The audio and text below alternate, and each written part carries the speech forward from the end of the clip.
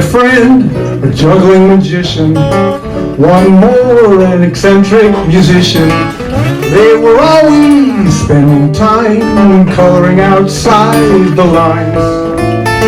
Spooky clowns met many places, made up tattoos on their faces, spending time practicing mime and coloring outside the lines. My name, I've not met Alan.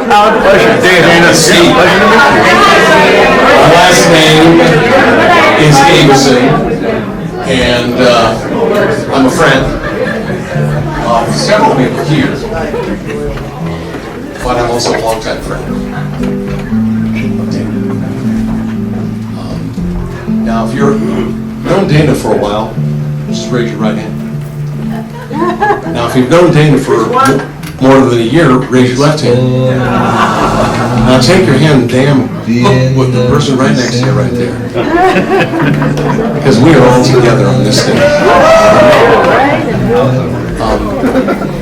When Eileen and Alon talked about doing this, I was thinking about how does it play out? And what it means for me is this. The loss of my buddy created a great Dana-sized hole in my heart. And it's tough, because you can't phone him. Hey, Dana. Or, oh, and I want to tell you, that's not happening. And how do I keep getting stronger and better? Because he always made me that way. And the way it's happening is today. Because we're going to be with each other. We're going to share stories out there with each other, personal, intimate stories. And a few people are going to step up here and share some public stories. And that's what it's about. And let's see, I think I know a young woman who might be able to do a better job with the microphone than I do. Alana Rose, would you please come up here? Wow. Thank you, Steve. Okay, clearly non-professional with the microphone. I just want to say thank you so much for everyone who came today. This was a huge effort put on by Eileen, wherever she is right there. She deserves all the recognition and acclaim for this. And we want to just make sure you say hi to her and tell her how much you love her. And thank you for coming. Also, we're going to give a big thank you to Steve for being our master of ceremonies today. He is a dear and old friend of my dad's, and we appreciate it. I'm not going to share a story about my dad today, but everyone coming up here today is going to do that, and they're going to talk about the dynamic person he was and all the different things that he covered and was into and fascinated by and what made him him. So please enjoy.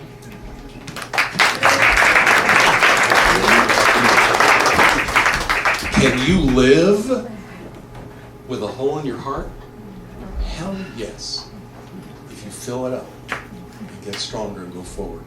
So to kick things off, two of Dana's pals, who he adores, and the thing I love about being here is hearing all the stories that I've heard from Dana over the years about this person, that's what I went up here and I did this, I did that.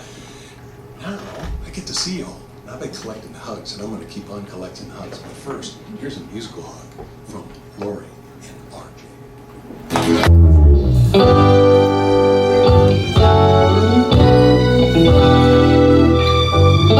was a beautiful person with so much on the go. Dana, if we took you for granted, we just didn't know. When does it say tomorrow will come tomorrow? And if he had it his way, would he do it any different today? You know he wouldn't, but he's been chosen to make that call, to live his best life. His spirit will never leave us, but he has gone on.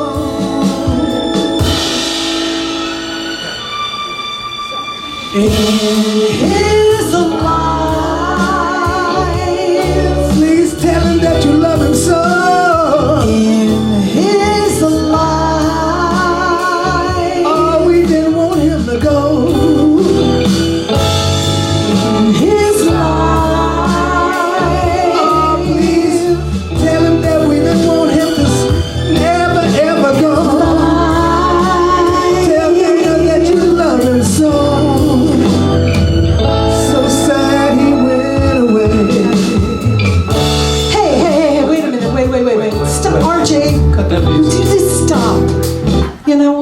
gotta tell you, kind of on the way here, I was thinking about that song, and all of a sudden on my iPhone, on the feed, you know how they sometimes have pictures pop up? A picture from 2014 of me, Dana, and Ronald McDonald showed up. And I said to myself, Self, we can't do that song. It's too sad. It's beautiful, but sad. Dana brought so much joy to so many people, not only at our performances, but throughout the United States and the world. So we have to do something more upbeat for Dana, right? Yeah. Right. All right, guys, get ready to clap your hands, stomp your feet, shake your bottom. Here we go. I feel good. You knew that I would. I feel good. You knew that I would. So good. So good. Got you. I feel nice. Like a sugar spice now. Lori and RJ.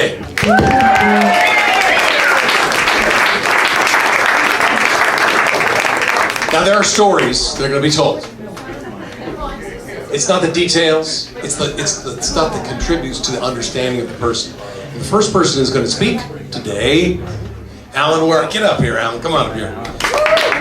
Hi, everybody. So Dana, just to give you my 2 cents, I moved here in '81 and began as a street performer, and that's when I met Dana.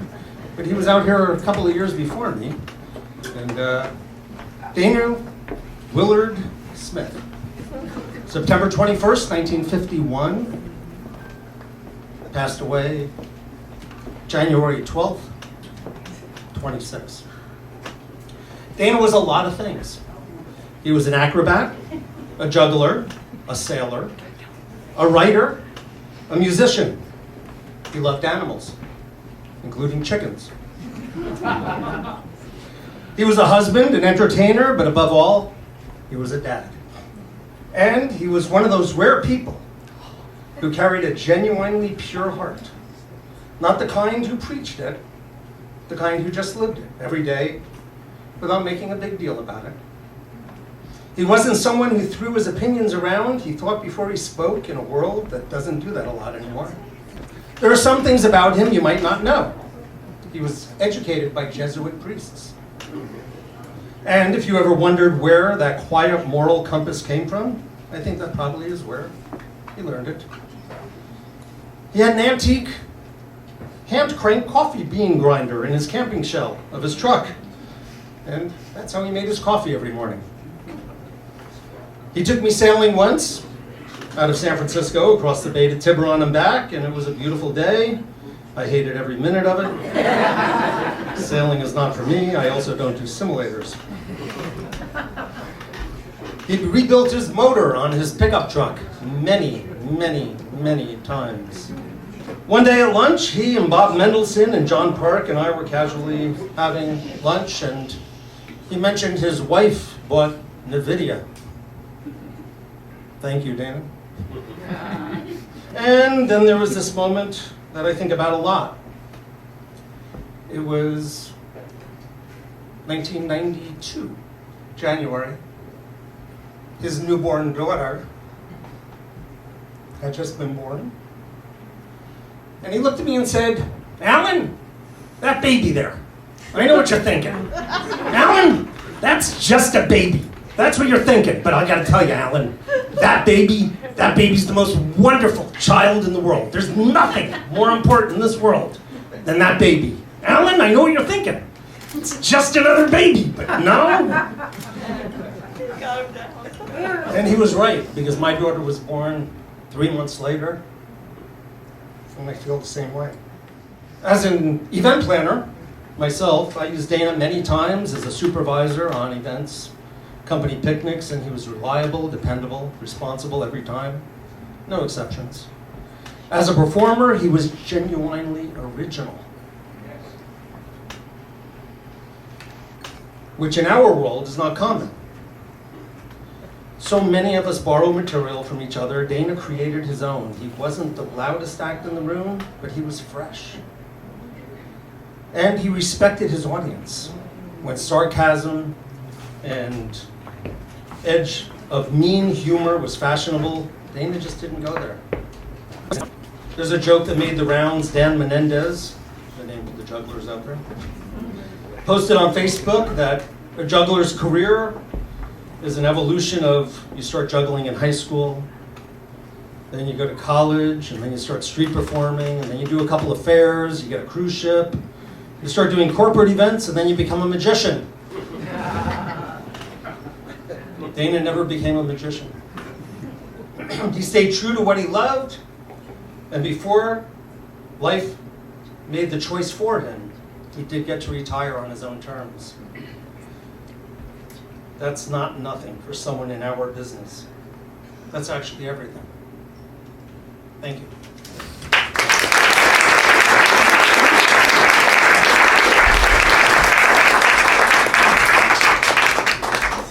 So, how did Dana become Dana?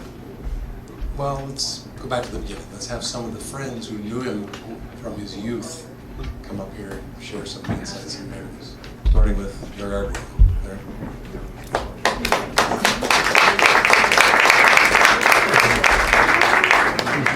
Well, today we come together to celebrate the life of a truly remarkable man, my good friend Dana Smith. Dana and I were best friends for over 59 years. I'm going to tell you about my reflections of the kind of friend that Dana was to me, and about the man I had the pleasure of knowing.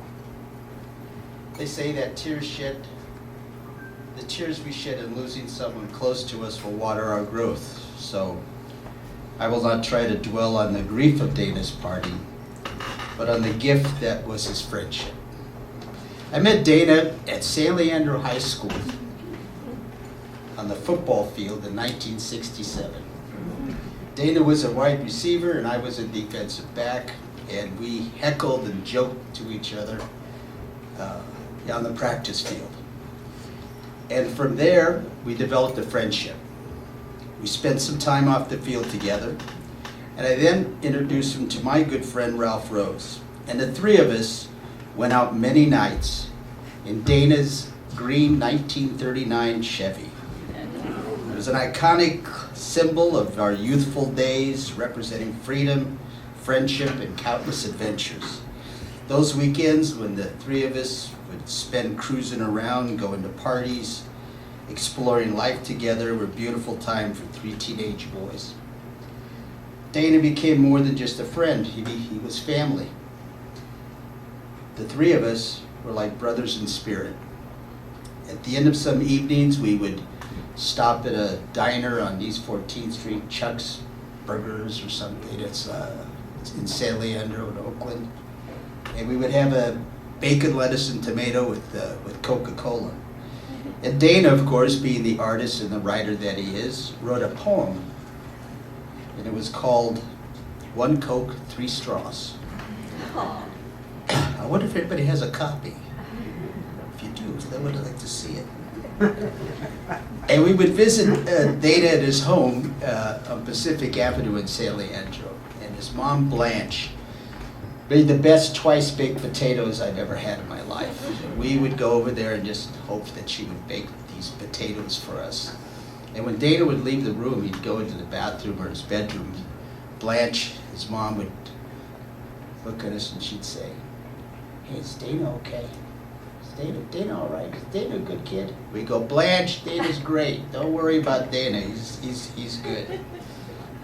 And then in the 70s, I guess, Dana went to University of Santa Clara, which is a Jesuit school, and his uncle Milt was a Jesuit priest and a philosophy professor there. I don't know if you know it or not, but Dana was an altar boy in his younger days. That's where he gets his guilt. Anyways, at the same time, I was right down the street at San Jose State doing my undergrad, and I would go visit Dana at his uncle Milt, who was again a Jesuit philosophy professor, so he'd spin our heads around. And Dana started the radio station at University of Santa Clara. So on Friday nights, sometimes we'd go see Dana and sort of have, listen to music and laughter and camaraderie and help him with the radio station. So I guess it was during this time that Dana joined the Royal Liechtenstein Circus, and with Father Nick Weber and our own Steve Averson. Beautiful show, by the way. It was wonderful talents that Dana and Steve both had. And they traveled around the country entertaining audiences at many college campuses. So his adventurous spirit and zest for life was evident even then. Later, Dana started his own traveling show, and later on, I went up to University of San Francisco, and Dana would come by regularly to visit. Every time he was in the Bay Area or San Francisco, he would come by and say hi. We'd catch up with each other. He would borrow some CDs. So he was a true friend, sort of steadfast, caring, and genuine. And as we all know, Dana was a man of great integrity.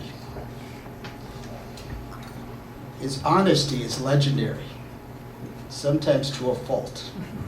And I can tell you some stories about his honesty being sometimes to a fault. But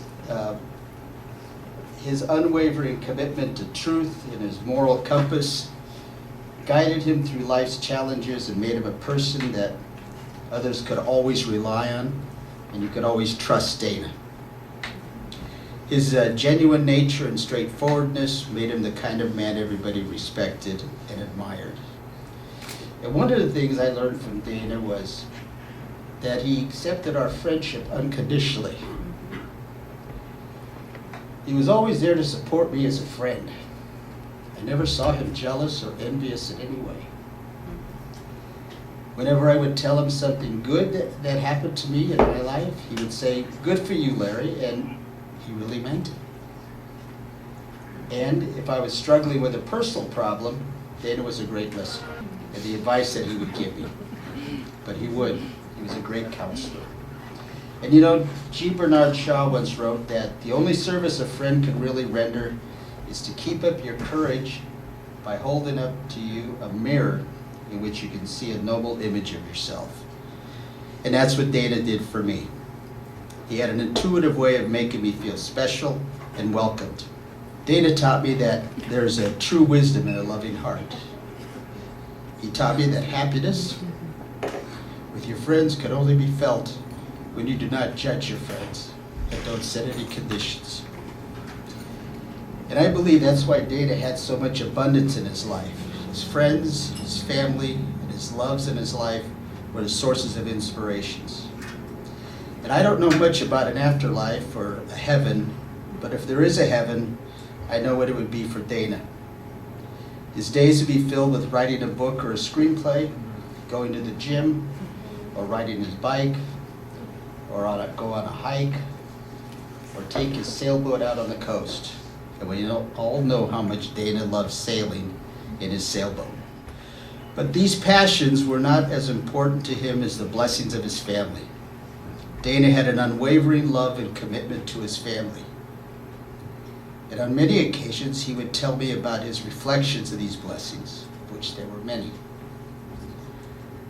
He would always, and I mean always, talk about his family in a very loving and proud manner. And Alana, he was so proud of you. And Eileen, I have something to tell you. The past couple of years when Dana and Vicky Santos would come over to my house, spend the night, we would have a big dinner, we'd listen to music, watch sports, we'd talk, and we'd be in bed by 10:30. Serious. But anyway, there was no doubt in anybody's mind that came over that he was very, very happily married to you.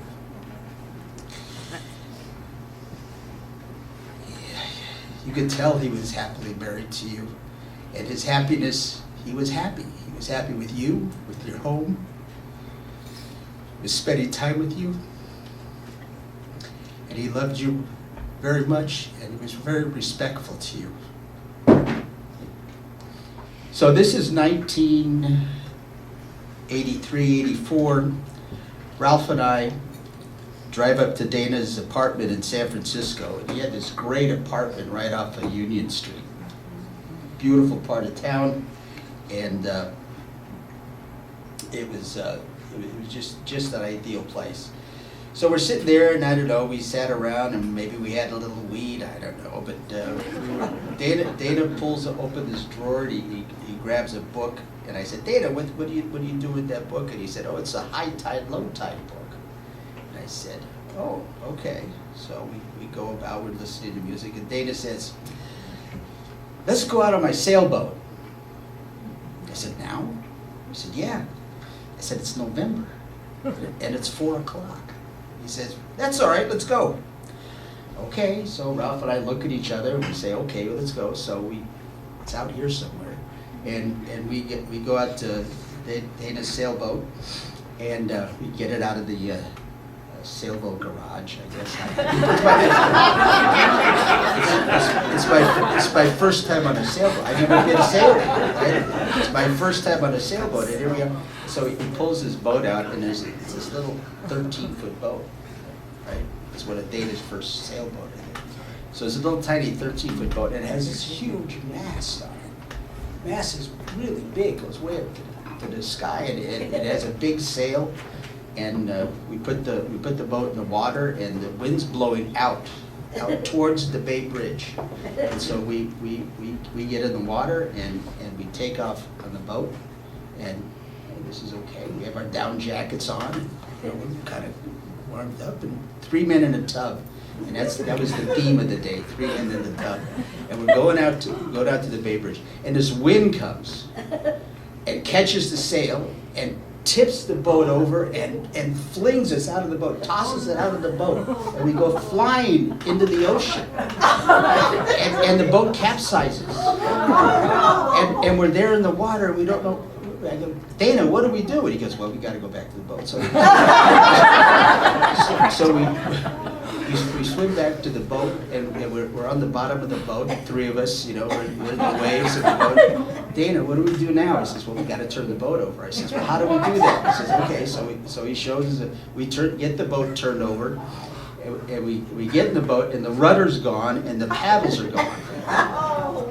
So a motorboat from the boat club over here comes out and puts out and grabs the oars and the rudder and brings it to us and hands it to us and says, good luck, and takes off. I said, Dana, call him back. Tell him to pull us in the... And he says, no, you don't do that.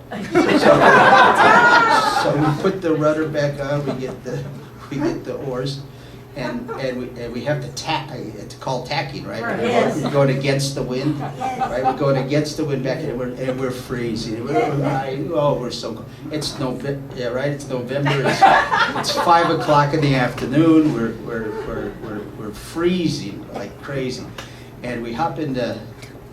We get it. I said, okay, well let's go. He goes, well, we got to put the boat away. I says, oh Jesus. So we hop in Dana's truck. The 3 of us. We're in the front seat, and we're shivering, and our teeth are clattering, and we get back to Dana's apartment. And Dana had these radiator heaters. So we take off our clothes, our socks, our underwear, everything. We put it on the heaters, and the 3 of us jump in his tub shower. So 3 men in the tub again. So the hot water's on, and we're all kind of jostling to get into the hot water because Dana says we have to worry about, hypothermia. So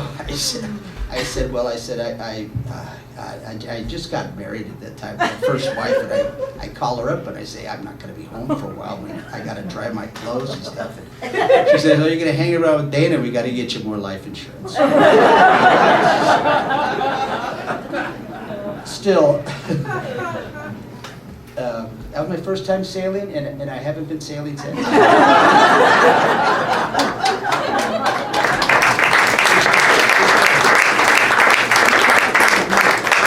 So, Still, Dana's friendship is one of the truest things in my life, and he left fingerprints on my heart in every memory, in every conversation, every time we shared a laughter, and every time in silence.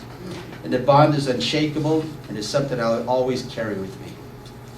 Kind of makes you wonder why bad things happen to some good people. Maybe a long life is not good enough, but a good life is long enough. I don't know. Even so, Dana was too young to die, and the monster was cancer. It is such a monster that even the purest prayer could not bring it back. You just snuffed out too early. And I wish I could have done something to take away the pain, to write the story, to rewrite the story, to make the road somehow smoother. But all I could do was walk beside him, through the fear, through the quiet moments, and through the small joys that still bloomed. I wanted him to know he was not alone in this battle. Despite the darkness of his illness, his spirit remained unbroken. I remember the last day I saw Dana. Dickie Sanos and I went over to Dana's house. We sat in his living room and watched the 49ers win the playoff game. Dana was a big 49er fan. After the game was over, I noticed that there was a van or an ambulance in the driveway. Dana said, "I'm stopping treatment." And I said, before I could say anything,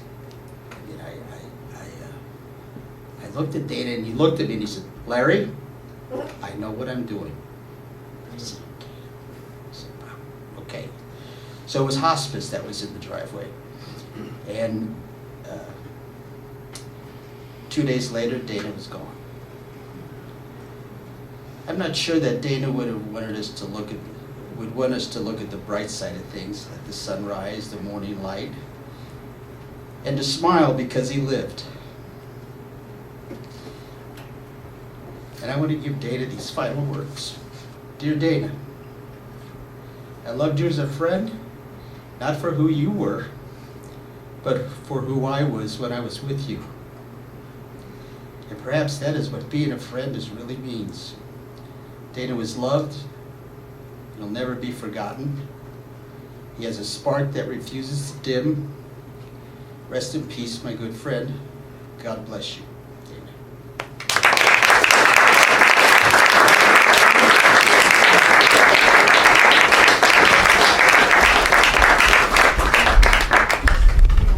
Another friend from childhood with a different angle on Dana is Nancy Keel.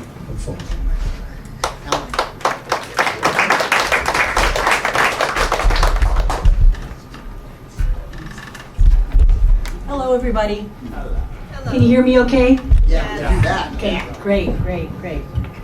Okay, well, my name is Nancy Keel, and I'd like to tell a few stories about Dana when he was between 16 and 17 years old. Dana was my high school boyfriend during our junior and senior years at San Leandro High. Again, Larry, another San Leandro, and there's a lot of San Leandro High people in the room, by the way. And at any rate, Rich Scoomer, who was also in the room, introduced me to Dana. Can you hear me okay? And Rich said, "Hey, do you want to meet this new guy at school?" Because he came in as a junior and it was a 3-year school. And I said, "Sure."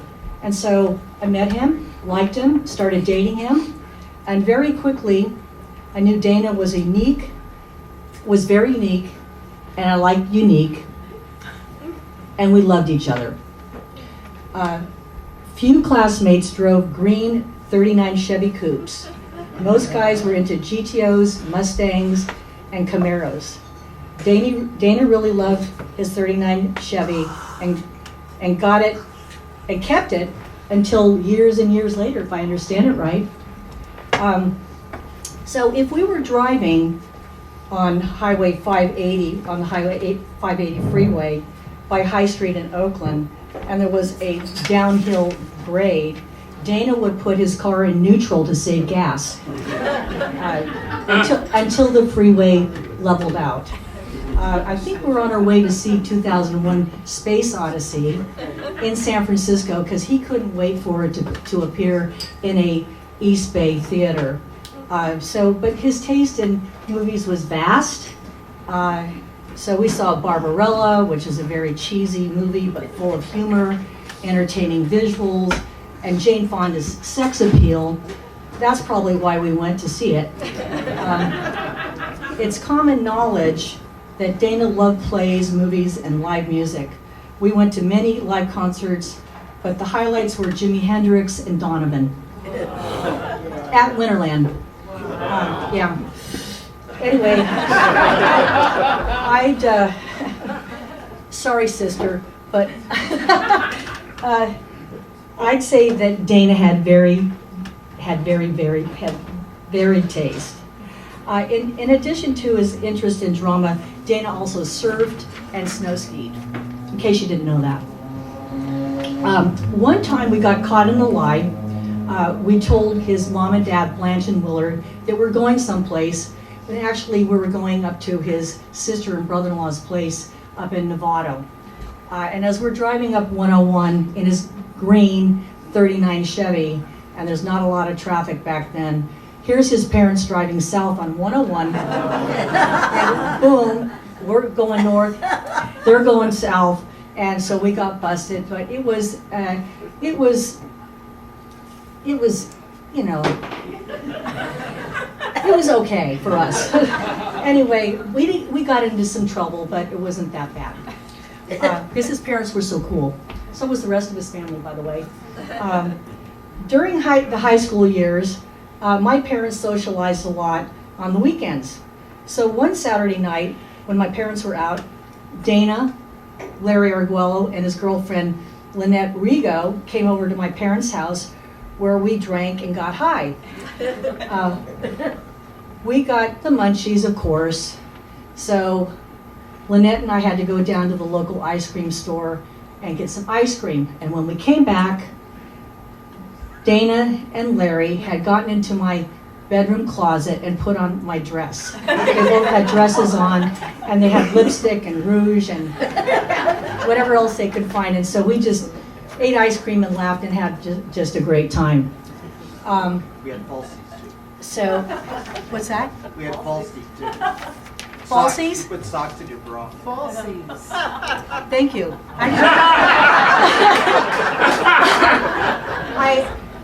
I didn't know that. Thanks. Well, don't look. So anyway, so recently I came across a poem by Mary Oliver. The poem is called "The Summer Day." And the last line of the poem says, "Tell me, what is it you plan to do with your one wild and precious life?" I immediately thought of Dana when reading this line.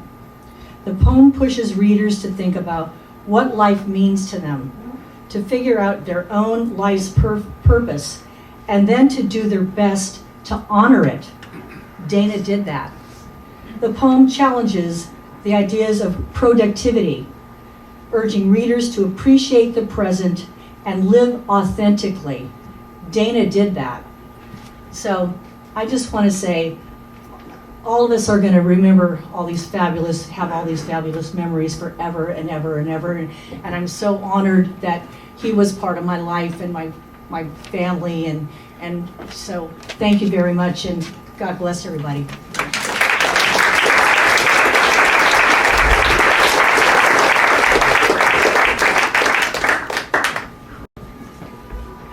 Stephen, Wayne, Smith, come on up here. I go back as well, back to 1969. I was 16 when I met Dana. One of my first memories with Dana is hanging out Pacific Avenue in the apartment, listening to Cat Stevens' Monobone Jacone for the first time. You know, Dana's been in my life all my life. There hasn't been a time when he hasn't been. We started out as crazy kids. You know, he had a 39 Chevy, but we also had motorcycles. And I know you were involved with some of the adventures with that. We used to like to drop acid and ride motorcycles, which back in the day was just a tremendous amount of fun.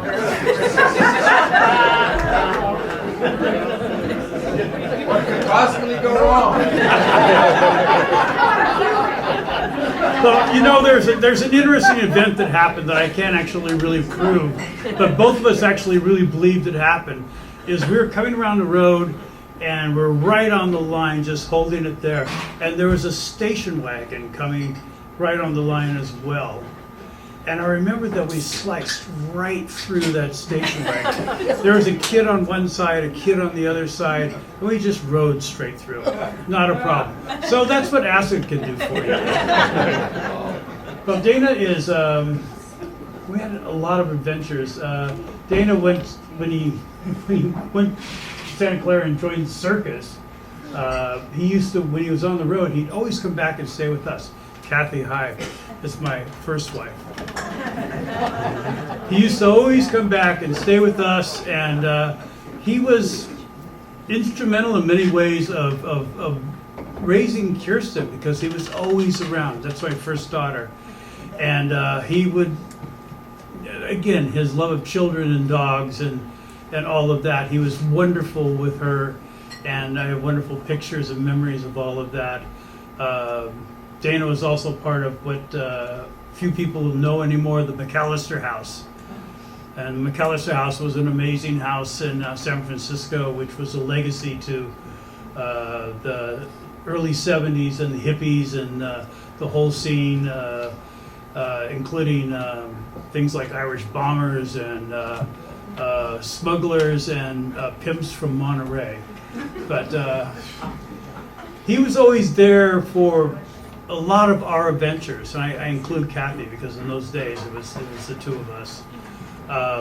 But over the years, he always was there for us. And my last adventure with him was we sailed. The two of us sailed up from Southern California together. I'd never done any ocean sailing. I think he took me because I would do what he told me to do, which I know that's a fact, to be honest. It was a great adventure. It was at night we had all types of fishing boats going past us with their transponders off. We were freezing. We stayed up all night, multiple nights. And you know, one of the most magnificent times, we sailed into the San Francisco Bay about 4 o'clock in the morning. And the lights and just the fog was just hanging on the bay. And it was beautiful, and it was one of those sort of lifetime things you do with someone that is just not, it's just it. It is a part of your life, it'll stay there. I spent about 5 hours with Dana before he passed. And it was so funny. You know how if you lived in the 60s, you probably don't remember it. Through the 70s. He was able to bring back so many memories to me about adventures and people and San Francisco, living in San Francisco, and he married Eileen. And you know, when he married you, his heart changed. You know, it became more expansive. He was always very accepting of everybody, and he never made anybody wrong. But when he married you, his heart just opened up in a way that I've never seen in him before. And I saw him through many girlfriends and many things. But you guys were just so amazing. And I'll leave it at that. Dana's magnificent.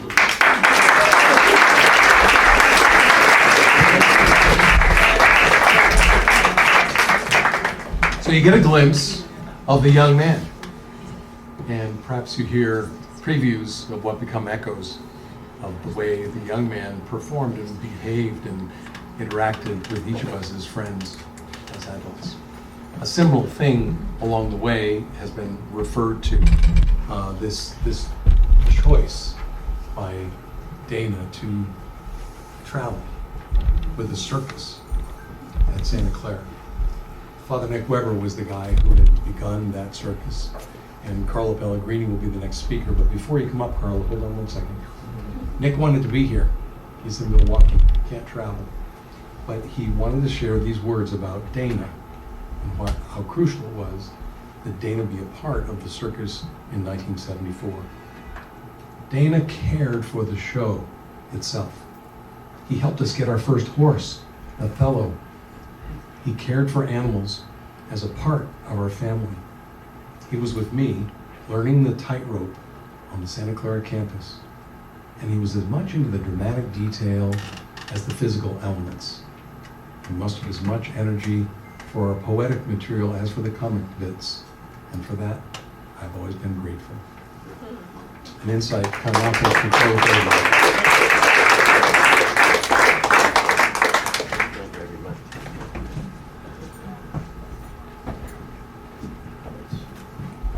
Good afternoon. Good afternoon. Thank you. Thank you. It's not AA, don't worry.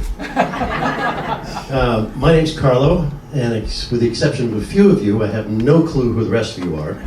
So if you please introduce yourselves to me with your first name all at one time. I'm Carlo, and you are? Sally. Excellent. Now that we're such close friends, I can share with you what Dana shared with me about 6 months before he passed. He said, Carlo, I'm sorry. He said, Pellegrini. He never called me Carlo, only by the last name. Pellegrini, you're responsible. I said, Dana, for what? He said, for me joining the circus. And you have to live with it. So, to explain that a little bit, take it back to May 15th, 1973, at the Mission Gardens at Santa Clara University, just down the peninsula. It was our last show of the first national touring company of the Royal Liechtenstein Quartering Sidewalk Circus. Those of you who were in the show, raise your hand.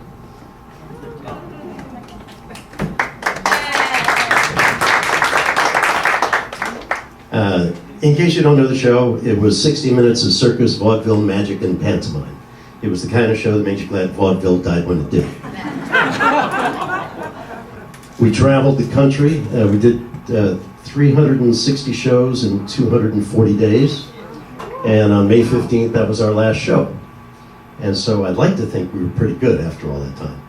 And we would storm college campuses, literally drive our Pontiac station wagon, which had a duck, 2 doves, a golden pheasant, a mangy dog, and a spider monkey, along with 3 humans, drive it up under the Student Union, the grassy part right in front of the Student Union, set up our backdrop, set out the fabric ring, set out all our props, get ready for the show, do the show to 500-600 students, pack up and leave. Pass the hat first. Today, if we tried that, we'd be arrested, sent to Galapagos or some prison, and we'd be terrorists. It was not just a learning experience, it was a lifetime of finding the next way to make it even better. So, we're performing at Santa Clara. There's 600 strange faces out there, just like the 50,000 other faces we had seen all year. And there were friends, family, Jesuits, students, and Dana sitting in the middle. I didn't know Dana from Adam. And the moment that he claims is my responsibility was my juggling act at that point. I did 3 balls, 4 balls, and 9 balls. But it wasn't the 9 balls. It was this stupid trick that back then was bleeding edge. It was a neck catch. You throw the ball up, you catch it on the back of your neck, you flip it back up in the pen. Today it's like, yawn.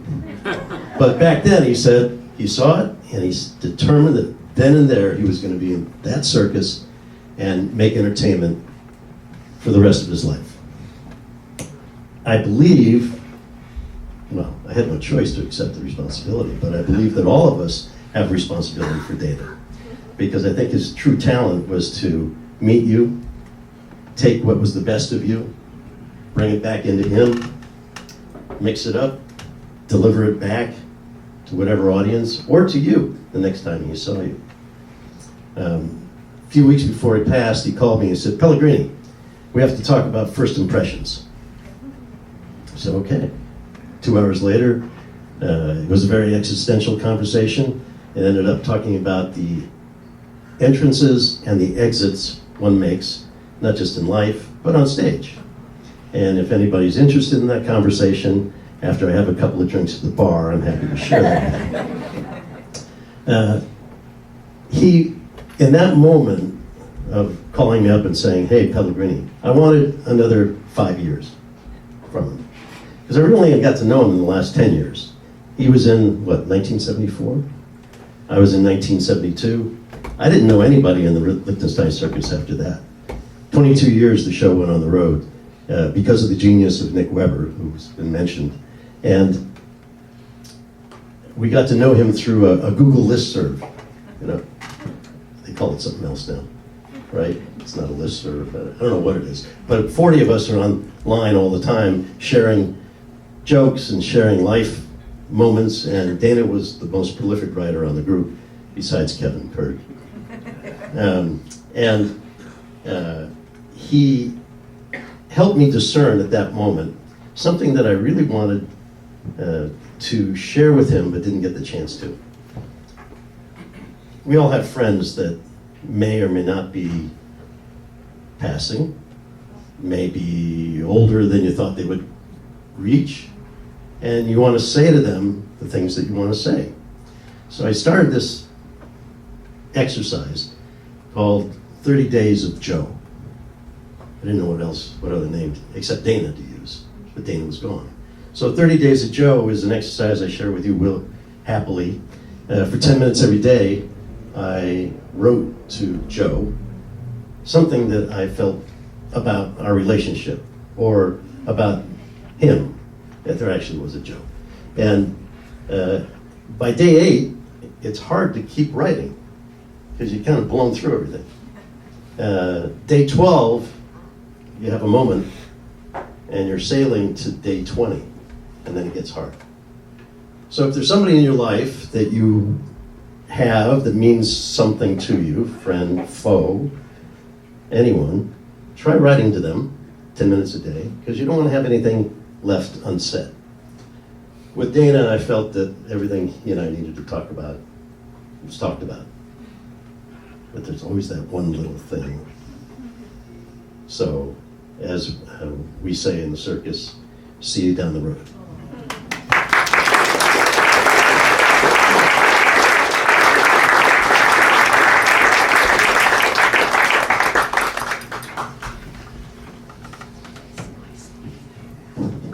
There are several performers here, and there's a woman who desperately wanted to be here but could not. And she has coordinated many of the people who are here.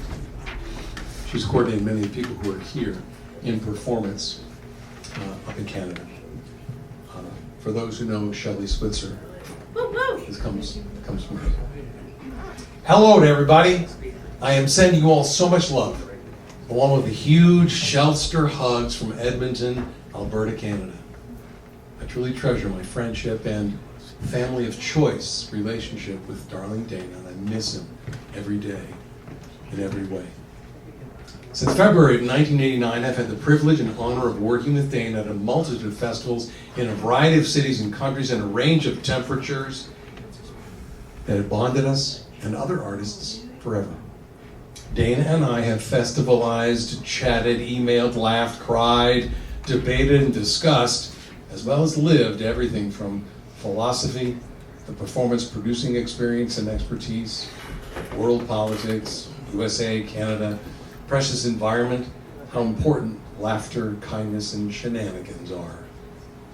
Dana has proven himself to be a darling and dear friend to me and to so many others.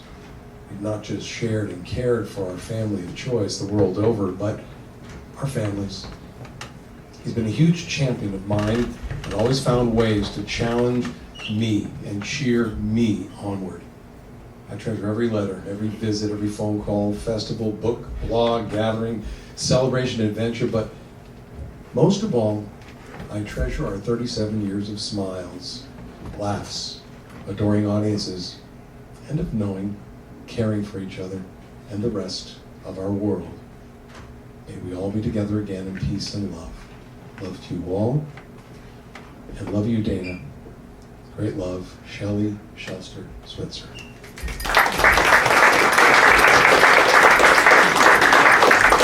And with that, ladies and gentlemen, please, Frank Olivier.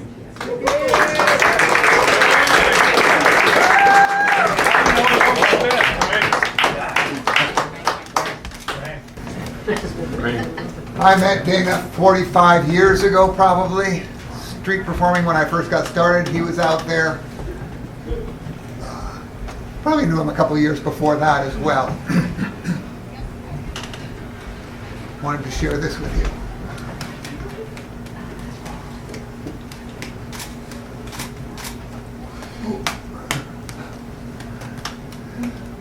Past, present, future. What is it? The ball going up? That's the future. The ball coming down? That's the past. That elusive moment where the ball is neither rising nor falling. That is the present moment. Now.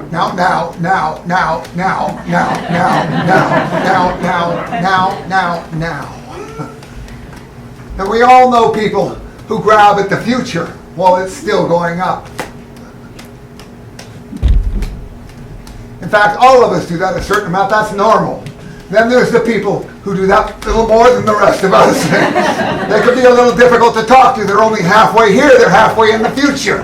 Then there's the people who just seem to live in the future.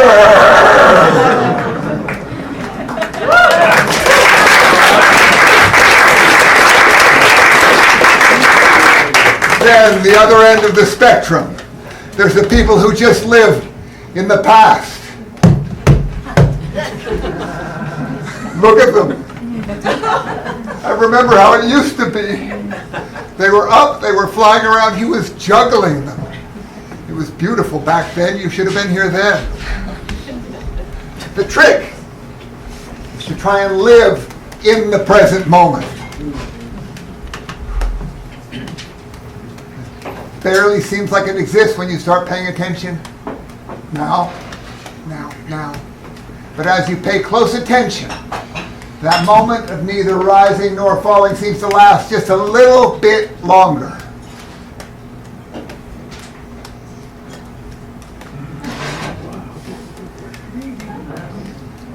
Until, yes, it is possible to live in the present moment.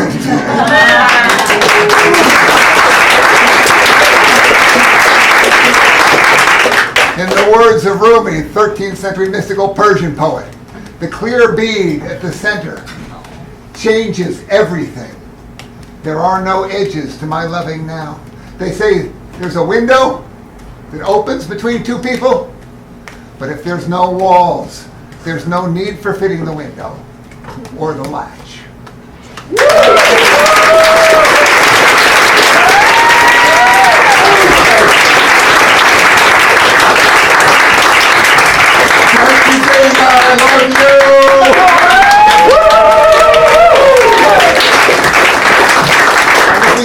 If we get enough performers together, I go out a few times a month to Pier 39, and I've got tonight at Pier 39. If we get enough performers together, 6:30, 7:40, or maybe even 8:50 if people are hanging out too long, we're going to do a show at the end of Pier 39. All the performers, jugglers, not, whether you can still do it or not. If you want to be on stage, we're going to come up and put on this whole big cluster.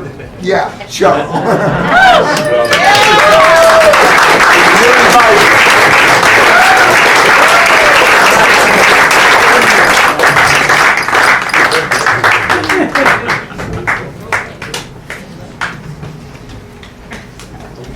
Awesome, Frank. Thank you, man. Dana was a juggler. I'm David Wilhite. Dana and I go back to the early 80s. We performed at Pier 39. I met him with his dog, Sunshine. How much is that dog in the window? Yeah. The dude was fierce, and he was fierce about our friendship. We sailed together only sparingly. But we hung out in cafes, homes, drives out in the country, phone calls, towards the end, several private visits. And because I was sailing my boat offshore a lot of long text messages. Dana saw something in me I don't see in myself usually. He's always referred to me as a creative, which in this crowd is like totally intimidating, to say the least. But I think that was his way of including me in his clan, you know.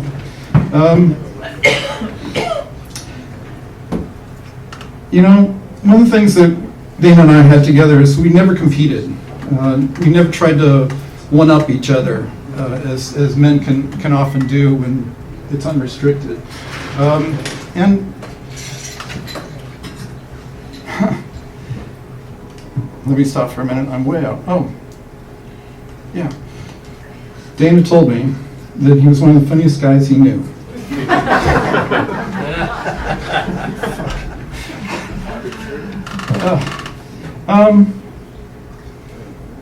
This last year proved to be the best year of my life with him, and I knew him for a long time, and mostly through his doggedly going after me, because I'm kind of hard to catch, if you know what I mean. But I've survived 2 forms of cancer. I've survived almost a certain death on the Gulf of the Farallones when a boat broke from underneath me and rescued at the 11th hour. I made the front page of the Chronicle that day. I was below a shooting at Hunter's Point, but I was above Obama.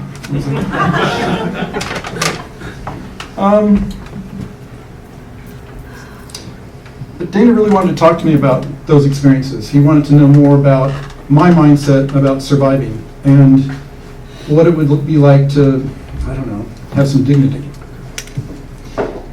And, you know, when we started having that conversation, my jokes no longer worked. They were just like, there was no... But what it gave me was the gift to lean on the strength of our friendship to help him navigate this last little voyage that he was on. I have no magic bullets. I just have my experience. And there isn't enough time for me to talk up here about how his thinking evolved, but one thing became crystal clear about this man. Dana was a fighter, and he relished one more bout. He wanted one more crack in the ring, and he wasn't ready to give up. But, you know, that can be his greatest attribute, but it was also like his greatest weakness, and he knew it. Because he's confronted with, you know, the ultimate quandary. Fuck, I'm dying. And we all knew people in here that have died of cancer. We had long conversations about how to die. Like anyone, he struggled a lot with this. And I feel strongly Dana passed as he lived his life on his own terms in the end. Dana would want you all to know that when confronting the agonizing loss of a friend to cancer, be present with them. It's best, and I can say this from my own heart, don't feel sorry for them. Be in the moment, like those balls, now. Because time is short. But what I got out of this was because regardless of disease, our time is all limited, and all of us flourish when supported by the love and the kindness true friends share. God bless Dana.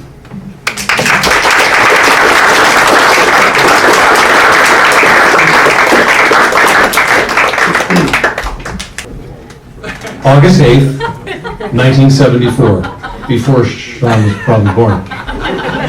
That was the day that Nixon resigned. That was the day that I met Dana. We both ran with the circus on that day. And you all know, nobody commands a room like Dana. I'm not talking about performing, yes, performing, but I'm talking about friends, I'm talking about a group. The man was just charming. And when we would go and stay at different places and be hosted by families with dinner, I shut my mouth. Because between Dana and the impresario of the circus, like, those dudes could talk. They had stuff going on. And I thought, oh, well, I'm never going to be like those guys. I mean, they're really good.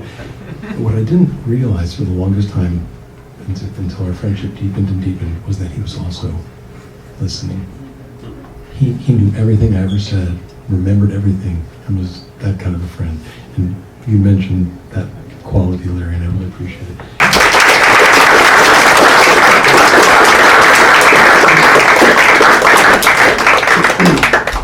Actually, Dana did do magic in addition to juggling, but he may not have completely embraced it as the exclusive expression because of people like Sean Eric, who do it so well. Can you shorten the microphone?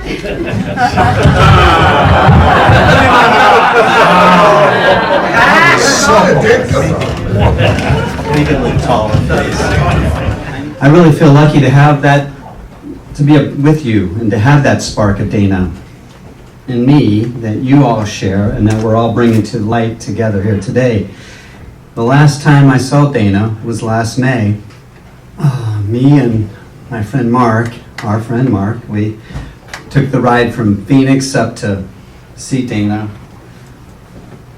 and Eileen for a few days at their house in Shady Lane, that Garden of Eden out back. And we had a nice visit, and he was a lot stronger than I was expecting him to be.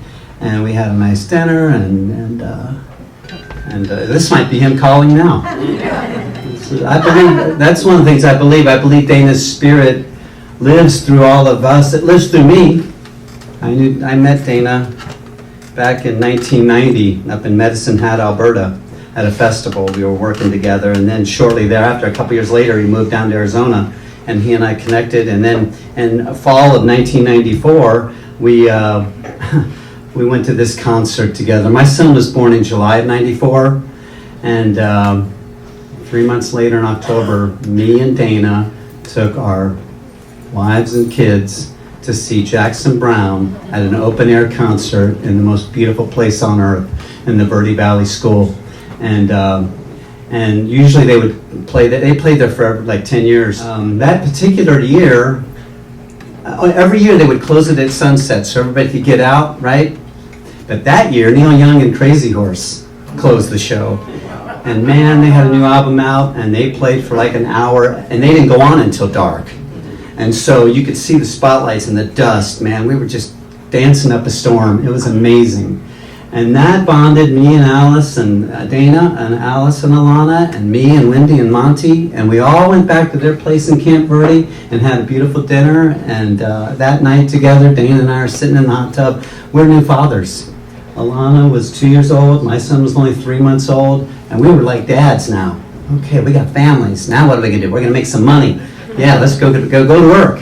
And we're going to book this festival and that festival. We're going to work here and there, and we did. But we started doing Tempe Festival, New Year's Eve block parties, Glitter and Glow. I turned them on. We turned each other on to different people, and we started earning our living and working together. And by '99, the wheels had come off of my car and his car, and now we're single dads on the road trying to make a living. When Dana would visit, he'd pull his truck in the Fry's grocery store parking lot across the street. His truck and his trailer. I'm like, oh yeah, Dana's out there. Here he comes. He'll be up for coffee soon. And we did that. We did that for a season or two, maybe a year, whatever. But every time he'd come through, and Lacey was with him. God bless Lacey, that dog, because the two of them rocked. Fifth and Mill at that festival. Those pictures, it was great. Whoever put this slideshow together. I got some great pictures too. Dana holding court out there at this big intersection, and these big circle crowds, and just loving him up. And the crowd was loving him, and so much happiness at that time. And also, Dana and I would drink and talk about women and look at women and chase women in these clubs. And that, anyway, he was bigger than me, obviously, and I would try to drink and keep up with him, and that never turned out well. So I'll spare you those adventures. But and one thing I loved about Dana was he was so passionate about things that were beyond his control. It was unbelievable. The one thing I loved about the festivals is that we worked together, so we would rotate the same spot, rotate shows and watch each other's shows, and we'd give each other feedback, like, hey, you might want to try this, or hey, this line is working good, and it was constant just writing and rewriting, all the way up to 2012. We did this fair in Turlock, California. The Stanco Fair was 12 days, or 10 days, and we arrived, and we check into this hotel, and he gives me a copy of that book, Bankrupt Heart. And I was like, okay, cool, I'll read this. This is great. And then we start working on it, and I start reading it. It's about that guy, the main character, Rye, who loses his job in the first chapter. And then the second chapter, I think, learns his wife is not coming back from Europe, and she's leaving him. So he loses his job, loses his wife. And I'm like, wow, this is a real bummer, you know? This is too bad for this guy. And we do that event, and then I leave, and I do a ride home, and when I get home, guess what? My wife has disappeared. Half the stuff is gone. It's like, wow, really? So I dive right back into that book, and it's all about how this character gets through all that. Wow, this guy, what did he do? Did he just write this about me? Did he write it on purpose? It's always about me anyway, right? But anyway, that started an amazing thing, because 5 years before that, in 2007, Dana was the best man at my wedding at the Grand Canyon. Dana and Eileen came up for that wedding. And he was there as a friend, and got to meet the family and everybody. We had a great weekend. And then 5 years later, he's there, the best man at my divorce. Yes! What a gift. Yes, he was there in the best of times and the worst of times. And then that was right around the same time he met Eileen, and they got married, I believe, in 2004. Is that right? 2007. Oh, you got married in 2007 in the springtime. Okay, you'll get married in July, June. Wow, see? Our lives were like this. It was amazing. So, years go on. We do some. He starts spacing out the performances. Tempe changed. Everything changed. He transitions to becoming a writer, and he let me read his books. He'd give me books to review, like Hot Springs Honeymoon and Women of the Oak Savannah. So I would read his books, and I would edit it. I'd be like, hey, listen, this is like this line, this sentence, this structure, this punctuation is not good. This is, clean this up. And he'd say, listen, I've got somebody who's going to do all of that. And don't worry about that. Don't worry about it like this. Don't look at the punctuation and all this stuff. And I'd be like, okay, well, what do you want? So he said, take a 10,000-foot view. Look at it from 10,000 feet. And I was like, well, what do you mean? Oh, okay, I can do that. So I started doing that. And that opened up. He basically taught me how to read in 2 different ways. It was a beautiful thing. And that Woman of the Oak Savannah was another prophetic book that came out. That's when I can tell an artist is tapped into the muse, is because it's almost like prophecy. And after he wrote that book, I don't know how it was published, but shortly thereafter, those Napa fires happened in 2020. But that's what I loved about him, his passion for the bigger picture, for everyone, for our world, and the environment. We love the desert, we would love to hike, and all this stuff, some of the things he taught me as an entertainer, to keep writing, keep working on my show, make it better, make it stronger. He's a good sparring partner when we did discuss and argue politics and current events. That's why I've mentioned there, because it kept me informed from his point of view. And we were dear friends. And even still now, I consider him a teacher, a coach. One of the things he did back in 2020, he came with me to the WFA convention in Reno, and he helped me exhibit at my booth there to talk to these fair managers. And after that, he wrote me a list called The Big List. All these points about how I need to run my business and what I need to do to succeed here in show business, right? And one of the first things on that list is, he said, remember who you are. You are a highly skilled, highly paid magician. Wow, I am? Jeez, that sounds nice. Okay, so I've been carrying that light within me, remembering who I am. And I'd like to think that we all did that for each other. And I want to thank everybody who spoke before me, and I'm looking forward to hearing everybody else. And thank you for being here.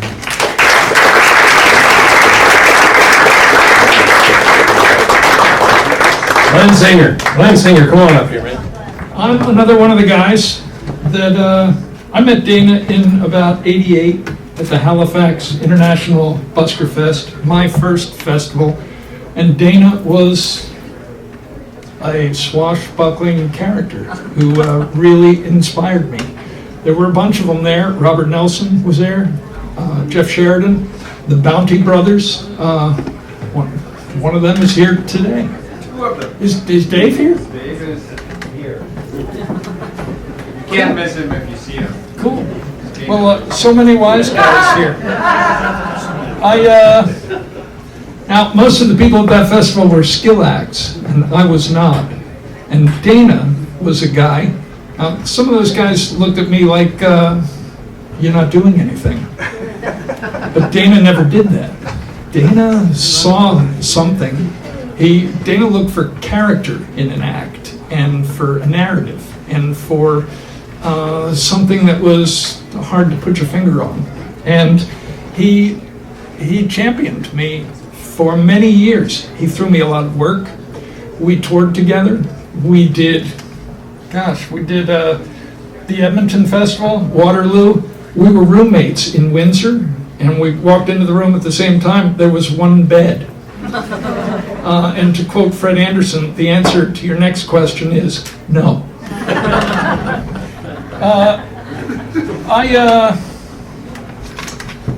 I remember we did Universal Studios, and Alana was just a baby there. You remember? Probably not. When he met Eileen, I heard all about it, and I was not able to attend the wedding. But I came out soon after and visited for about a week, and we all got to know each other. And that was when Dana took the opportunity to take me in his wooden boat out on the bay. It had no motor. We somehow sailed out of the marina, and we got out onto the bay. That's when I was struck by what total wilderness this bay is, right adjacent to this teeming urban environment. There were otters and sea lions and kelp forests and incredible currents and a lot of shipping traffic. And we became becalmed, and we didn't have a motor. And I looked at Dana, I said, what are we going to do now? And he said, don't worry. And he took out oars, and we started rowing, and we were able to stay out of the way of these fast-moving freighters. And I noticed that floating not too far away from us was a sea lion. And I started talking trash to him. Like, what are you looking at? Are you bad? You want a piece of me? You want to dance? And Dana's busy rowing, saying, please stop making eye contact. I said, why? He said, he weighs 850 pounds.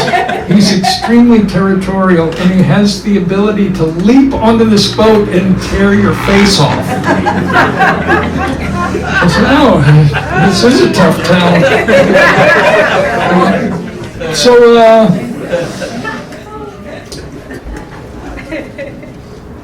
Dana and I camped a lot at state fairs, gigs he got me. We sat around singing at campfires. The Ohio State Fair, the Oregon State Fair. He got me the Missouri State Fair, the Kentucky State Fair.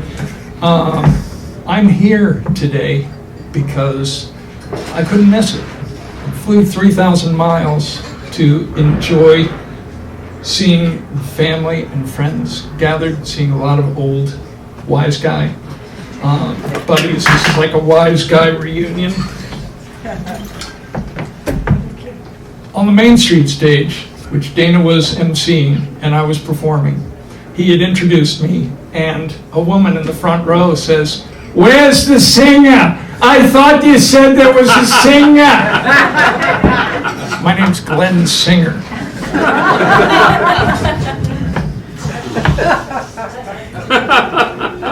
Thank you. And all the monkeys aren't in the zoo. Every day you meet quite a few. And you see it's all up to you. You can be better than you are. You could be swinging on a star.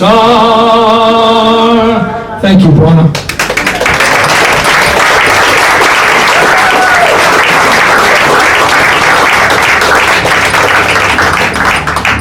3,000 miles for Rid, and there's family stuff going on, and the family said to Glenn, go.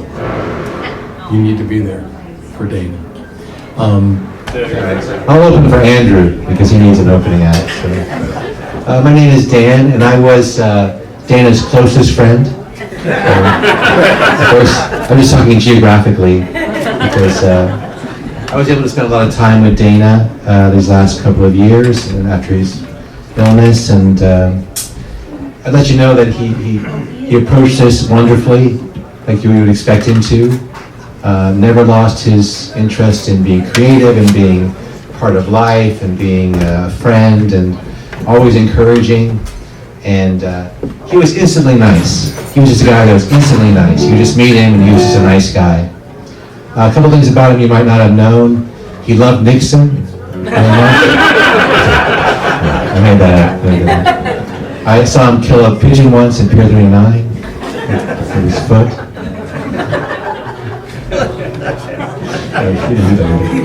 No, but he was a good friend. I'll keep it short. We all loved him. He was a writer, a juggler, a performer, great looking guy, just beautiful spirit, and we're going to miss him. I'm going to miss him especially.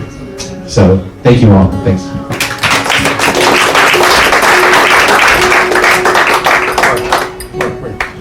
I met Dana in a dental chair.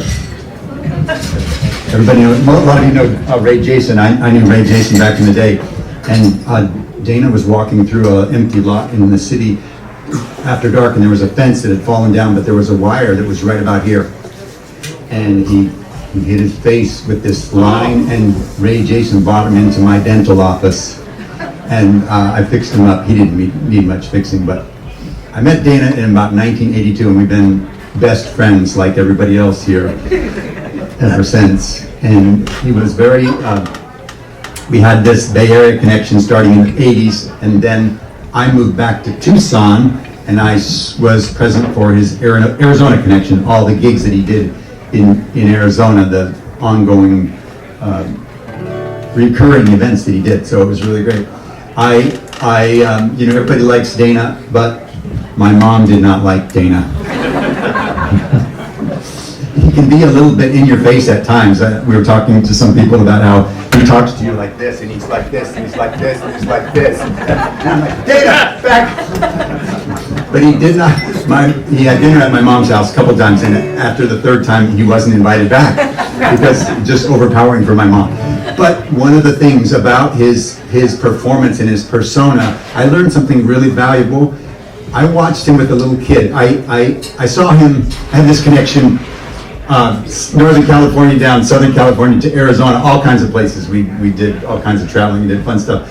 I was in Yuma, Arizona when he had a gig at a library outside of Yuma, and there were 6 kids there, you know, and as an entertainer myself, I was like, oh, 6 people. Why, is it even worth it? But he went through, he gave his heart and soul to these 6 kids in Yuma, Arizona at the library. And there was another time, another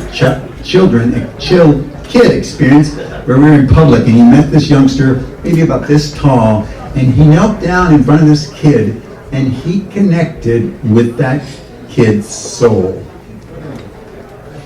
Like I learned so much from that moment, from Dana, that I'll never forget it. I'll never forget that. So we really had a good time traveling, and he used to come down he would have his trailer behind his big truck, and then after his gigs in Phoenix, he would come down to Tucson where I lived, and he would camp out in my backyard, and I became his landlord for weeks at a time. But I miss Dana. I think about, you know, losing one of your best friends, that one person you could call up and talk about anything. And now I just have to close my eyes and talk to him in my heart. He's always there for me, like he was always there for me in life. So I love Dana, and thank you all for being here.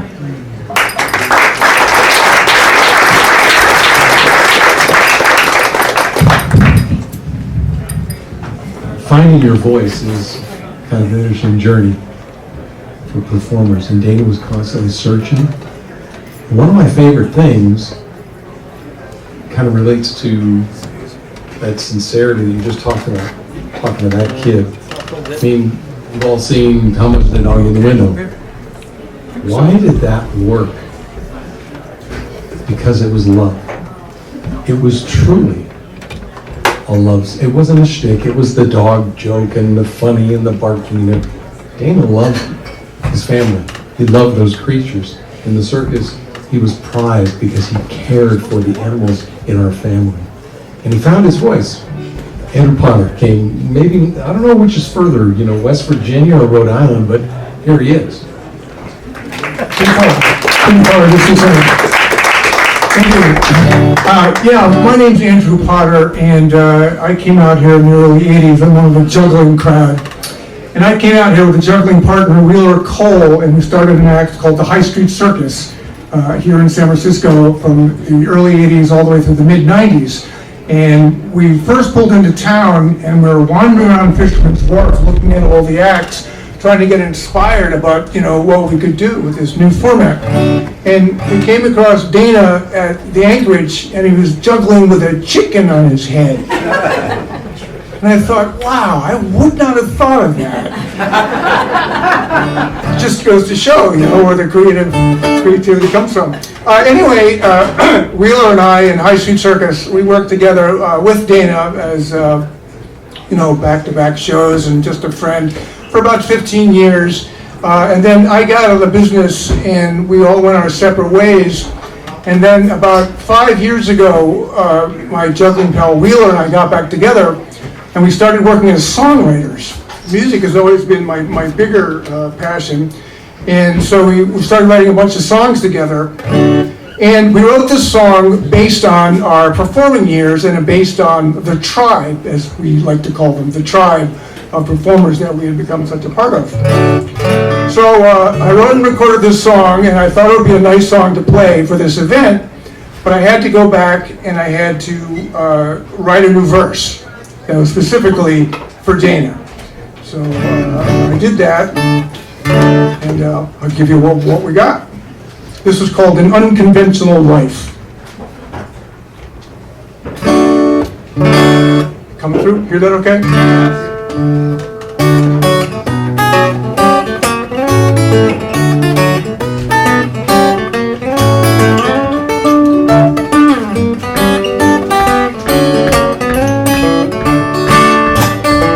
I had a friend, a juggling magician, one more an eccentric musician.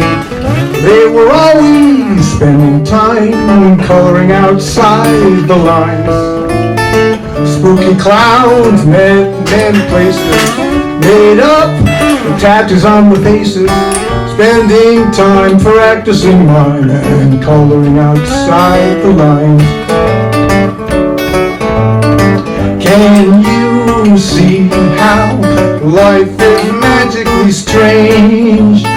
Seek to somehow become a little bit deranged. 'Cause it's rife with unnecessary strife, so you choose the unconventional life.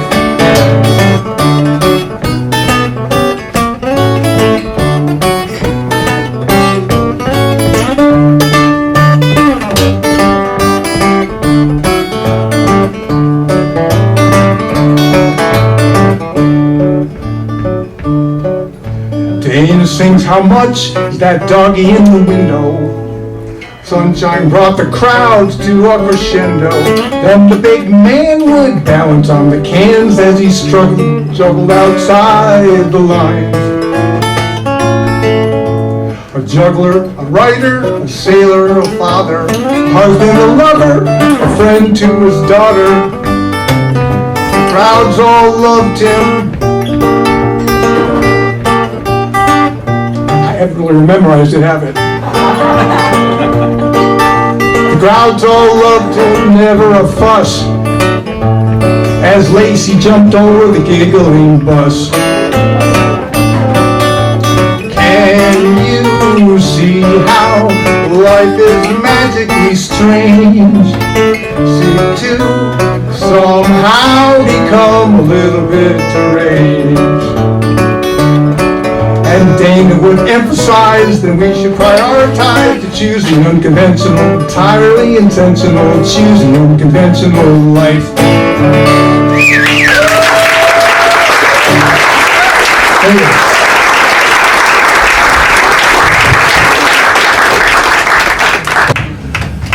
Now,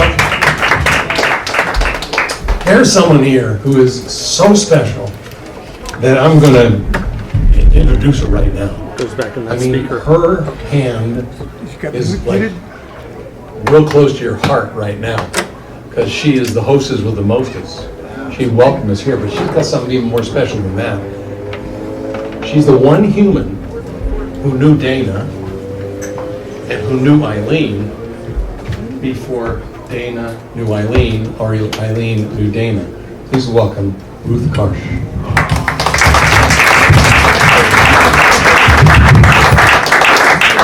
Hello, everybody. I just want to welcome you to our wonderful boat club. This is the Bayview Boat Club, and we love it, and we're so glad you could come. The other thing I wanted to say is that right back there where you're sitting with that bolo tie, there was a party here, and I was standing there with my friend Eileen, who would come to the party with me, and Dana was dressed all cool, and he came up to me and he said, "Who's your girlfriend? She's sort of pretty, you know." And that was it. And really loved about Dana was his involvement with the animals. He was like our own Dr. Doolittle, you know, I mean, Lacey jumping around and Sunshine and all these wonderful animals. And I think that that part about Dana, beside the fact that he made a great husband for my friend Eileen, you know, I love the animals, and I just want to say that, you know, he's a wonderful person, and all these things people have been saying, they're totally true, and we're all going to miss him. He's one of us.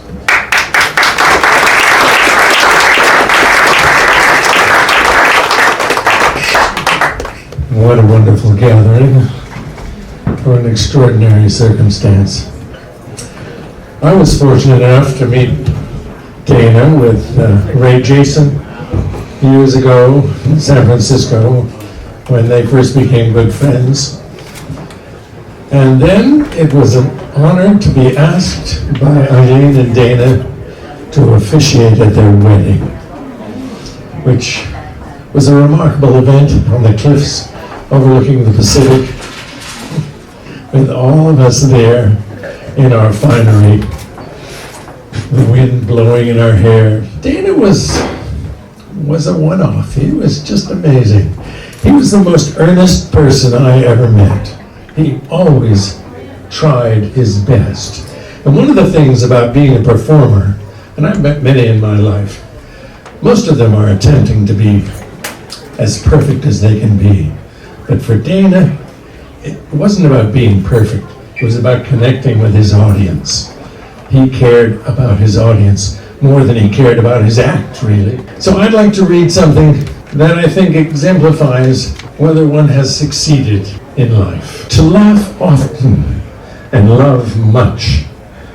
To win the respect of intelligent persons and the affection of children. To earn the approbation of honest citizens and endure the betrayal of false friends. To find the best in others, to give of oneself, to leave the world a bit better by a healthy child, a garden patch, or a redeemed social condition.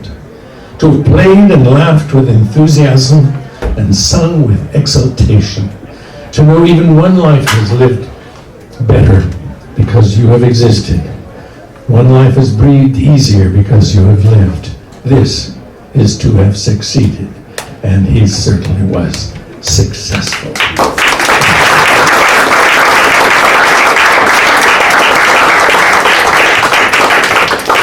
Martin? Well, thank you all for being here. I kind of want to talk about Dana as a sailor, and his, not his entertainment, but his sailing. He was incredible. He was an incredible friend, mentor, and sailor. His resume speaks for itself. He did it all. He rebuilt the sailboat in Sausalito. That was back in the 80s and 90s. Then he went on and lived on the sailboat with his beloved Eileen. What an incredible man, living on a sailboat. What else is there? His seamanship, one of a kind. If there's a name for seamanship, it's Dana. And that's where his passion was at. If he was as an entertainer, he was great, but as a sailor, he was even bigger. I had the pleasure of sailing with him for on and off for about 10 years, and I want to talk about the last passage, April 2024. The passage was from La Paz to Ensenada in Mexico. I kind of had to talk him into it, and it's like, yeah, let's do this, dude. It's like, you've never done it, let's try it out. You were humbled by the Pacific Ocean. The smell, the wind, the salt, all of it. It's like, oh, yuck. It was really yucky. We spent numerous nights in rolling anchorages, but we always laughed at it. It's like, what's the world going to throw at us next? And we survived. Brains, that was his nickname during this trip. He gave himself this Brains nickname. No wonder what. So, okay, Brains, you decide what we're going to do. I was Knuckles. So I had to.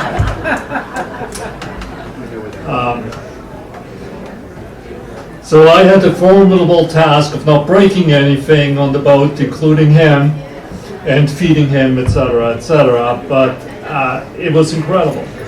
You got to know your hands. We found a newfound appreciation for each other and companionship. Then there was the handstands. Like, why in God's name would a sailor do handstands on a boat? Or as soon as you arrived in port, you would do a handstand. He claimed that would help his writing and his thinking. I never really thought it would, but hey, it was incredible. He was an incredible sailor. That was the trip. Always laughing throughout that journey. It was incredible. I'm looking back at it vividly and enjoy every moment of it. I just had Dana to myself, I guess. Just myself and Dana. Kind of felt like Arlene at times, I guess. Now his 8 bells are up. That's the sailing term. The standing of his watch is really over. Okay. However, Brains will always be on any passage with me on the sailboat. I'll always remember him. I'll always keep his spirit with me because he always kept me safe. He always ensured that we wouldn't get into trouble. Rest in peace, Dana. I love you.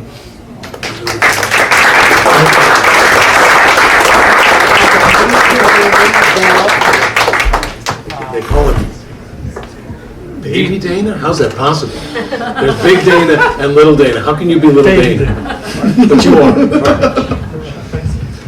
Well, I want to get started off with first one term that I'm sure everyone knows.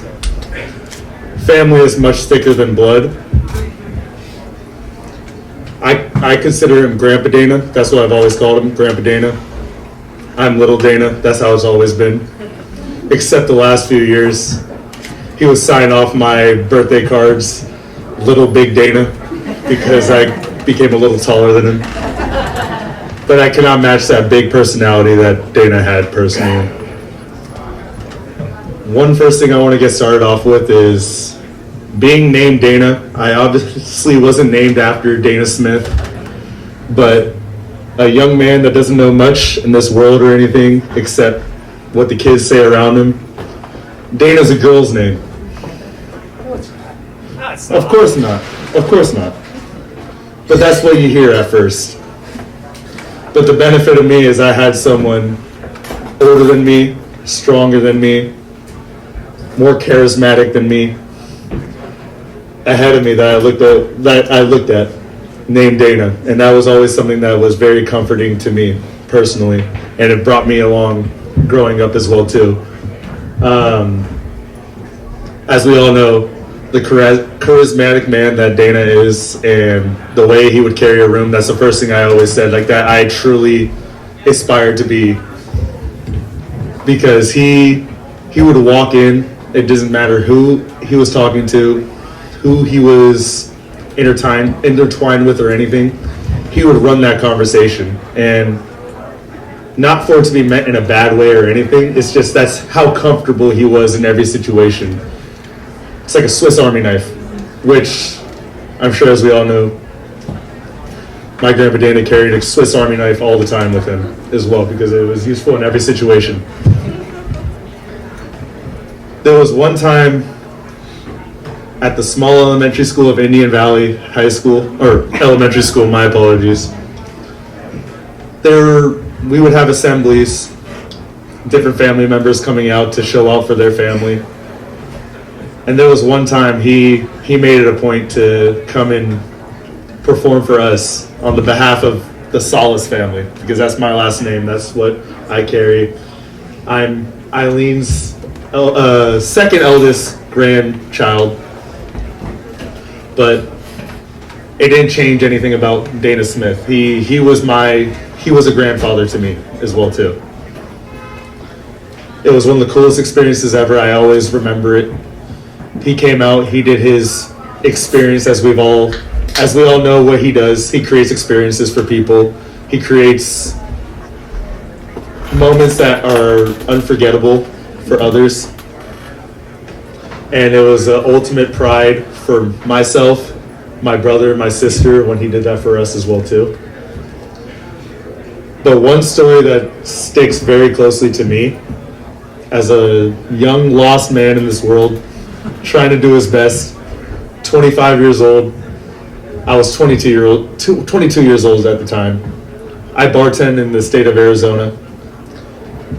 There was a time I got a very solid job. I don't know if anyone's familiar with the restaurant Town Hall that was in San Francisco. Very, very strong industry group that ran that company. And I got to work with those people in Arizona for their first concept when they opened that up. And the first person from my family that came to come see me bartend was my grandpa Dana. And he came with Mark as well right here too, from Tucson. It was my first time meeting him. Super slow day. It was a happy hour. We just opened up. But I saw him walking in from outside of the restaurant, and I knew who it was exactly right away. I would never consider it, but some people would say that circus, service, all these things, you're catering to other people, or you're trying to create something for others. But it very much is a livelihood for the people that do it themselves. And COVID hit me while I was in college. I'm a very in-person kind of thinker and learner, and I had a fantastic freshman year to go on with that. And then sophomore year, COVID comes and puts me onto the computers. I was making solid money working in a restaurant, and I was meeting people in person, creating connections, and I kind of grown a love for it that I didn't realize yet. But when Grandpa Dana came into my bar and sat down, wasn't even talking much to me or anything, but just enjoying my presence, seeing what I do, experiencing it. The one thing I remember after he finished up, he closed out, tipped me very well, which I hope for, obviously knowing that he knows me. But very simply, very forward, looking me right in the eyes, he looked at me, he's like, "You'll be all right. You're doing all right. you're going to be fantastic. That's all he said. And the more I listen to it, the more I think of it. I work a lot now as a young man. I haven't dealt with much grief in my life yet or anything. It comes and goes. But the one thing I did do is I have pushed away the grief and the sorrow that I know that brought of my Grandpa Dana passing away. And I've really gotten to experience it much more now in this moment, and I'm very glad I could be present now. But those few words that he said to me after that did the utmost to me, my livelihood, how I feel about life, how I go about every single day. And I just wish I could tell it to him personally, because as a man in this world, you're always taught to stay strong for the people that are around you, which he very much has done. And I have never said this openly, but my grandmother, Eileen Healy, is probably my biggest idol in this world. How strong of a woman she is, I'm sure everyone knows. And my Grandpa Dana, the beauty, the happiness, the just genuinity that he brought every single day and to that relationship, it's absolutely commendable. It's absolutely aspirational. It's absolutely amazing. We all know who he is in our lives, and he's only going to go further. One more thing I could add is I had the blessing of, after Sally finding out about this terrible cancer that took over his body, I got to see him at his strongest form still very shortly after that was found out, and had a fantastic time with him. But the one thing that he always wanted is for the people to be happy around him, to create experiences for one another, and to just be a bright spot in people's lives. And all I could do is aspire to be, knowing that I have the same name as him, to do the same thing as well too.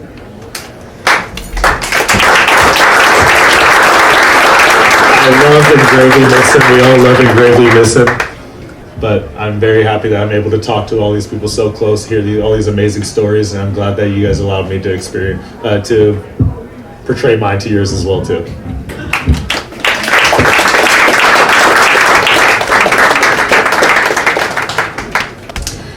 Hi, my name is Jeannie. I was partners with Michael Stroud for 24 years, and I'm here representing both of us today. Michael and Dana met each other because Michael's at the wharf, Pier 39, right? And he sees this man on Rollabola with a chicken on his head, and he's juggling, and he says, "That's a guy I need to know." And that started it all. They were juggling partners. They created the Golden Gate Garbage Company together. And that Rollabola act that he did on the garbage cans, they did it together as a duo. And they had a great time. And after Michael passed, Dana was a great friend, because I'm learning so much about how to be there for people, and understanding that it really is just about being there. He came and spent an afternoon with me that I'll never forget, and it's not because anything magnificent happened, it's just because he took the time to come and be with me. And we grew closer after Michael passed, but what I would like to share with you today are Dana's own words. I visited him in December, the month before he passed. And he wrote to me because he's one of the few people encouraging me to perform, because everyone was looking to me asking if I was going to perform after Michael passed away. And so he told me a little bit about his start on the pier, and so these are his words. I remember it was this month, meaning December, in 1979. I was in a garage every day, standing on my hands, juggling, and had determined that January 1st, I was going to go to San Francisco and step out on the sidewalk on Jefferson Street and Fisherman's Wharf and do whatever it is I was rehearsing in Dublin on those very chilly days. My partner, Mary Dempsey, and I had broken up. These would be my first solo shows. And something that they shared together, we get to see the performance part of it, but behind the scenes, the tremendous amount of dedication and work that goes in, sacrifice, that goes into these performances is tremendous for those performers who truly make it their life. And you really saw that with Dana and Michael. That's really something that they shared. His first San Francisco effort, I was very, very nervous. I did 9 shows per day, at least 5 days a week for the next 2 years. I was certainly terrified, sure was. There were 12 shows if they were going well, 12 shows if they were not going well, 15 if it was going well. I got to know every second of every minute. I was so sick of the lines after 9 sets per day. I think that's what motivated me to write more lines. After 2 years, I had a competitive 30 minutes I could do on a bigger stage. So I just wanted to share a little bit of that story with you and a little bit of the dedication and hard work that Dana put in to his acts every day of his life. So thank you, and thank you all for sharing too.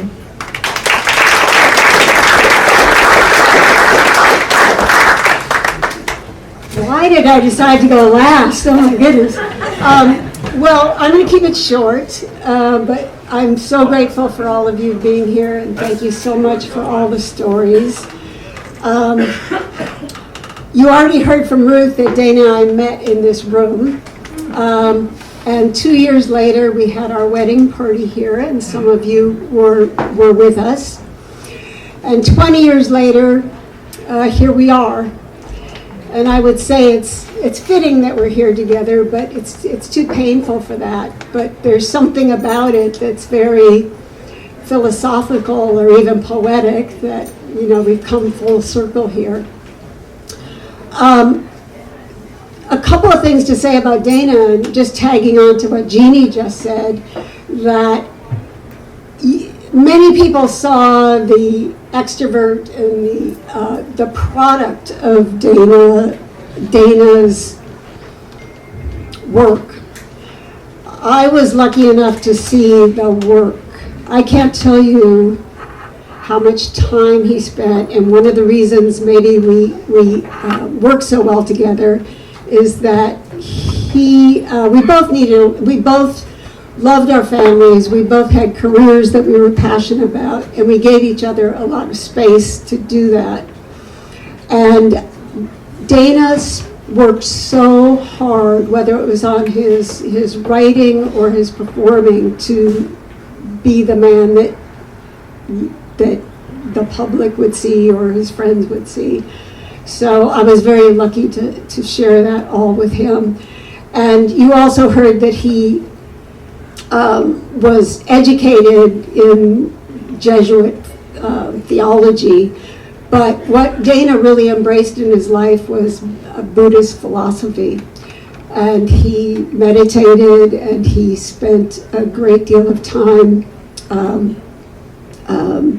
being alone and working hard to be and become the man that he wanted to be. The only other thing I'll say is that he studied things so deeply. He deeply loved the West. All his writings, which you can see out here today, are reflections of his love of the back roads and the desert and the West. He's really a great Western writer. When we got married, we promised each other 10,000 days. And for those, and that wasn't my idea, that was Dana's idea, and it was very, very much Dana. For those of you who don't think in those terms, 10,000 days is about 30 years. And so it was, I still appreciated his outlook on life and his view, and the fact that we celebrated in the present moment, as Frankie would say, our lives and our love. So we didn't make 10,000 days. We made 7,434 days. And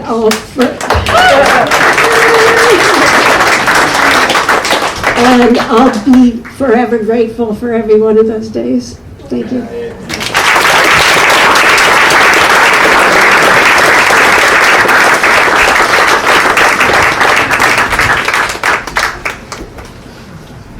Nothing can wrap it up better than that. I talked to Dana a lot over life, and he became the North Star of friendship and excellence in so many ways. And the words that you've given today help fill that Dana-sized hole in my heart. It makes it stronger for me to go forward. Dana had lots of friends and relationships and things like that. But the love that he committed to was so stunningly transformational to me. It shook me, and he was a guide for me, and you know, in my relationship, made me a better guy, a better partner. All the time, he just kept on working it, committed to it, and I love that about him. I love that about you. I love what you guys did for each other. I think that's quite beautiful.